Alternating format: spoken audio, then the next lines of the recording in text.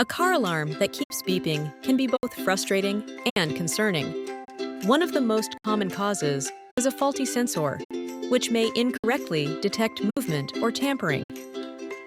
Another frequent issue is a low battery, either in the car itself or in the remote key fob, leading to erratic alarm behavior. Accidental triggers, such as bumping the vehicle or pressing the wrong button on the remote, can also set off the alarm unexpectedly. Environmental factors, like strong winds or passing vehicles, might activate sensitive sensors. Additionally, electrical problems or wiring faults can cause the alarm system to malfunction. Understanding these potential reasons can help you diagnose and resolve persistent alarm beeping more effectively. If your car alarm keeps beeping unexpectedly, there are several practical steps you can take to identify and fix the issue.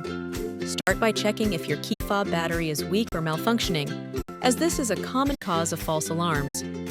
Inspect the doors, hood, and trunk to ensure they are fully closed and that their sensors are clean and undamaged. Sometimes, environmental factors like strong vibrations or nearby electronic interference can trigger the alarm. If these basic checks don't resolve the problem, consult your vehicle's manual for troubleshooting tips specific to your model.